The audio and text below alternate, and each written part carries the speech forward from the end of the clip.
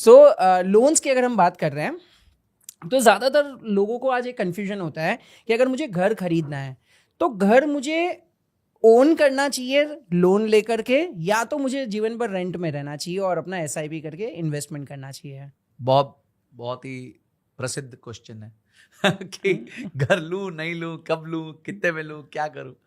देखिए, इसको ना समझने के लिए दो पर्सपेक्टिव्स समझने बहुत जरूरी है। और ऑब्वियसली एक पर्सपेक्टिव है पैसे का, बचेगा, ये होगा वो होगा, बट वो क्यों है उसको भी समझते हैं। अब आज एक व्यक्ति है, शहर में रहता है, ठीक है, शहर में रहता है, उसको घर चाहिए। 2 बेडरूम का घर आपके हिसाब से विरल भाई सस्ते में सस्ता क्या मिलेगा? 30, 40, 50 लाख। कहां पे? और थाने या तो थोड़ा ना, थाने में नहीं मिलेगा। आज बॉम्बे एमएमआर में आपको 1 करोड़ से नीचे 2 बेडरूम नहीं मिलेगा। 1 बेडरूम भी 70-80 लाख से नीचे नहीं मिलेगा। ठीक है, तो हम एक बार के लिए 1 करोड़ को बेसलाइन पकड़ते हैं। ठीक है, अब 1 करोड़ के बेसलाइन पे आपको सरकार को 6% यानी 6 लाख रुपए की स्टैंप ड्यूटी देनी है। तो पहले दिन ही आप 6 लाख रुपए से नीचे हो गए, क्योंकि वो तो घर की कॉस्ट थी नहीं, वो तो स्टैंप ड्यूटी की कॉस्ट है। अब 1 करोड़ 6 लाख रुपए अगर आपको सरकार को ये बिल देने हैं घर खरीदने के लिए, तो आपके जेब में कितने होने चाहिए? मिनिमम 20%, आइडियली 25%, 1/4 होना चाहिए। 1/4 मतलब 25-26 लाख रुपए होने चाहिए। तो क्वेश्चन नंबर 1, आपके पास 25-26 लाख है? बोलते नहीं यार, मेरे पिताजी दे देंगे, मेरे ससुर जी दे देंगे, कुछ भी, व्हाटएवर इट इज। ठीक है जी, अग्रीड, आपके ससुर जी बहुत अच्छे दे देंगे। 80 लाख रुपए का आप लोन लोगे। 80 लाख रुपए के लोन की किस्त आती है 64,000 रुपए अप्रोक्सीमेटली, गिव और टेक 800 पर लाख। 64,000 की ईएमआई भरने के लिए आपकी नेट इनकम मरे से मरे 1.25 लाख रुपए होनी चाहिए। तो यानी आपकी ग्रॉस इनकम 18 लाख रुपए साल की होनी चाहिए। क्या आपकी है? मुझे नहीं पता, आई एम नॉट आस्किंग कि है नहीं है, दैट्स अ सेपरेट थिंग। पर क्या आपकी इतनी इनकम है? मुझे नहीं पता। तीसरा रूल जो घर का होता है वो होता है कि आपकी इनकम का 5 गुने से ज्यादा, यानी वही सेम चीज हो गई जो मैंने आपको बोली कि 18 लाख की इनकम होगी तो आप 1 करोड़ का घर ले सकते हो, तो 5x। ये दीपक पारेख जी का रूल है, एचडीएफसी लिमिटेड जिन्होंने बनाई, जो हमारे देश के हाउसिंग के भीष्म पितामह है। उनका रूल था कि भाई जो भी आपकी एनुअल तनख्वाह होगी या एनुअल इनकम होगी, उसका 5 गुने से ज्यादा का घर नहीं ले सकते आप। अगर आप एक व्यक्ति की बात कर रहे हो जिसकी इनकम ही 5 लाख रुपए है, तो 25 लाख में क्या लेगा? झोपड़ा। तो पहले तो आपकी क्या सक्षमता भी है घर लेने की? किस बात पे आर्ग्यू कर रहे हो? चलो मान लिया है, सब है, 26 लाख रुपए है, 18 लाख की तनख्वाह भी है। वैसे बता दूं, अगर किसी की 18 लाख की साल की तनख्वाह है तो वो हमारे देश के टॉप 5% में आ जाता है इनकम अर्नर्स में। ठीक है, तो अब हम आते हैं कि भाई 18 लाख की तनख्वाह है, सब कुछ है, बहुत बढ़िया, वेरी नाइस। क्या जरूरत है घर की? क्या तुम्हें पता है तुम यहीं रहने वाले हो? क्या तुम्हारे लाइफ में कोई ड्रीम्स नहीं है कि तुम इस जगह को छोड़ के कहीं और जगह जाओगे? ठीक है, तो पहला क्वेश्चन ये आंसर करो। सेकंड क्वेश्चन ये आंसर करो कि भाई मैं जो घर लूंगा, ठीक है, वो क्यों लूंगा?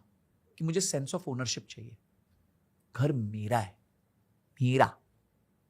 तो तुमने लोन लिया बैंक से, तो ये घर तुम्हारा नहीं है, ये घर बैंक का है, दस्तावेज तुम्हारे नाम पे। घर इज नॉट योर्स। जरा 3 महीने भाड़ा मत दो, ईएमआई मत दो, फिर देखेंगे। तो अब तुम्हारे पास 2 चॉइस है, या तो बैंक को लैंडलॉर्ड बना लो या फिर लैंडलॉर्ड को लैंडलॉर्ड बना लो। अब जब बैंक को लैंडलॉर्ड बनाते हो, वो 8-9% ब्याज ले लेता है, और वही 1 करोड़ का घर जब आप रेंट पे लेने जाते हो तो आपको 15-20 हजार रुपए, 25 हजार रुपए ज्यादा ज्यादा रेंट पे मिल जाता है, और वहां तुम 65 हजार रुपए किस्त दे रहे हो, तो 40 हजार रुपए की तो स्ट्रेट सेविंग है, और जो 25 लाख रुपए डाउन पेमेंट किया उसका इंटरेस्ट की सेविंग है। तो भाई घर तो तुम्हारा हुआ नहीं, उसके बावजूद तुमने उसके लिए दे दिया, उस पर ईएमआई दे दी, ठीक है, और ज्यादा दे दी। अब आपकी फ्लेक्सिबिलिटी खत्म हो गई, आपको कल को शहर बदलना पड़ रहा है, आपको बेटर अपॉर्चुनिटी मिली, तो आपको सब नहीं अवेल कर सकते। आप यंग हो, अब स्ट्रेस में रहोगे कि हर महीने, कुत्ते का पट्टा है भाई EMI, it's a dog strap.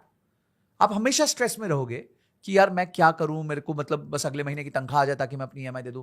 मैंने क्या बोला, मेरे दोस्त आज तक फाइनेंशियली फ्री क्यों नहीं हो पाए? क्योंकि सब घर की ईएमआई भर रहे हैं, अगले 10 साल और भरेंगे। मैं 10 साल में कहां पहुंच जाऊंगा विरल भाई?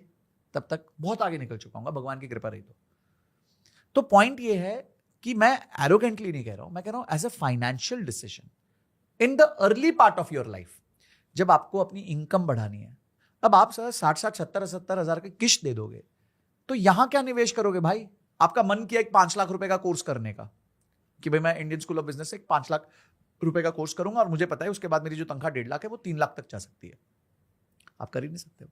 कैसे करोगे? आपके पास पैसे नहीं बचे, आप तो पैसे दे रहे हो बैंक को ईएमआई के नाम पे। तो ये सब छोड़ दो। अगर आप यंग हो, आप खुद के पैसों से नहीं खरीद पा रहे हो घर शुरू में, प्लीज मत खरीदो। हाँ, स्टेबल हो गए, अच्छा खासा कैश है, 1 करोड़ का 2 करोड़ का घर लेना है, 2 करोड़ के घर में 1 करोड़ 1.25 करोड़ डाउन पेमेंट करने की क्षमता है आपकी, 75 लाख का लोन लेना है, तनख्वाह 4 लाख रुपए साल महीने की है, प्लीज लो। अच्छा इंटीरियर भी कराओ, कोई प्रॉब्लम नहीं, पर पहले क्षमता बनाओ। करेक्ट। भाई मैं आज जिम चला जाऊं, मैं गया नहीं बहुत टाइम से जिम, और मैं 25 किलो का डंबल उठाने लग जाऊं तो मेरा हाथ टूट जाएगा भाई। पहले क्षमता बनाऊंगा ना, 5 किलो का उठाऊंगा, फिर 10 किलो का उठाऊंगा, तो क्षमता बनाऊंगा, क्षमता बना के फिर 25 किलो का डंबल जरूर उठाऊंगा, क्यों नहीं उठाऊंगा।